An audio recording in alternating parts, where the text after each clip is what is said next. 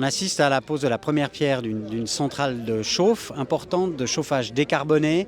35 millions de kilowattheures, c'est une grosse partie du chauffage central à 80% renouvelable pour la ville de Nyon. On a déjà beaucoup de tuyaux qui sont posés dans les routes. D'ailleurs, ça occasionne quelques nuisances pour la circulation, mais c'est pour construire un avenir meilleur pour la ville de Nyon et je suis vraiment très satisfait de cette échéance. Ça représente l'aboutissement de nombreuses années d'études, de projets avortés, échoués, et puis maintenant la concrétisation de ce projet qui est extrêmement important pour le climat, pour les rejets de CO2, pour l'autonomie de la ville pour sa chaleur, qui sera produite avec des énergies renouvelables et locales. Aujourd'hui, le canton de Vaud est fortement dépendant des importations énergétiques.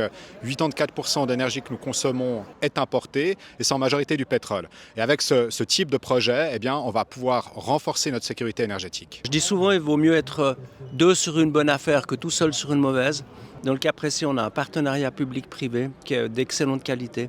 On peut avancer. Ce type de projet doit rester local, il doit avoir un engagement très fort des collectivités locales et la ville de Nyon, à travers ses services industriels, à travers son service technique, a fait appel à Romande Énergie qui a cette expertise et a la taille critique aussi pour aborder ce type de projet en partenariat à 50-50, donc à part égale engagé dans ce projet de décarbonation pour la région. Les services industriels, ils ont la très grande chance d'avoir une très bonne connaissance du contexte local, d'avoir l'accès aux clients, de pouvoir mutualiser les fouilles lorsqu'il faut renouveler des réseaux d'eau, d'électricité et d'installer le chauffage à distance. Par contre, ils n'avaient pas d'expérience dans la construction de réseaux de chauffage à distance et c'est pour ça que le travail avec Romande Énergie a du sens parce qu'eux ont les compétences et connaissances de construction de réseaux de chauffage à distance en plus de l'apport financier qu'ils ont apporté. Historiquement, on a le réseau électrique et puis depuis plus de 10 ans maintenant, on a développé tout un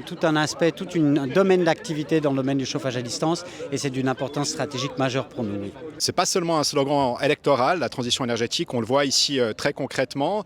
Évidemment, ça nécessite de définir un cadre, des objectifs, l'objectif de décarbonation, l'objectif de renforcer notre autonomie énergétique.